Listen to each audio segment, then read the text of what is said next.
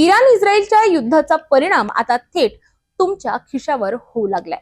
शहरात पेट्रोल आणि डिझेलचा तुटवडा जाणवू लागला असून अनेक पेट्रोल पंप कोरडे पडल्याचं चित्र समोर आलं आहे।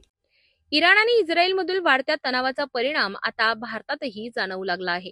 आंतरराष्ट्रीय बाजारात कच्च्या तेलाच्या पुरवठ्यावर परिणाम झाल्याने पेट्रोल आणि डिझेलच्या उपलब्धतेवर परिणाम होऊ लागला आहे।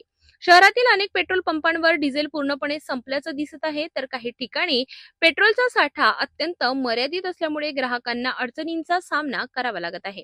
पेट्रोल पंप चालकांच्या माहितीनुसार तेल कंपन्यांकडून पुरवठा कमी करण्यात आला असून सध्या मर्यादित प्रमाणातच पेट्रोल आणि डिझेल पाठविण्यात येत आहे। त्यामुळे अनेक पंपांवर नो स्टॉकचे फलक लावण्याची वेळ आली आहे। याआधीच गॅस सिलेंडरच्या दरवाढीचा फटका नागरिकांना बसला होता आणि आता पेट्रोल डिझेलच्या तुटवड्यामुळे सर्वसामान्यांचे बजेट आणखी बिघडण्याची शक्यता व्यक्त केली जात आहे।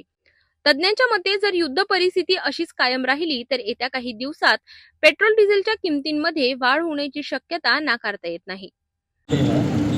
और प्रॉब्लम ये है कि कंपनी ने हमारी क्रेडिट फैसिलिटीज़ पूरे बंद कर दी हैं और पैसे डालने के बाद में, स्टॉक देखने के बाद में, अप्रूव होने के बाद में ही माल मिल रहा है हमारे। तर एकीकडे आंतरराष्ट्रीय घडामोडी आणि दुसरीकडे स्थानिक पातळीवर जाणविणारा इंधन तुटवडा याचा थेट परिणाम सर्वसामान्य नागरिकांच्या खिशावर होणार आहे। याच परिस्थितीवर प्रशासन काय पावले उचलतं हे पाहणं महत्त्वाचं ठरणार आहे।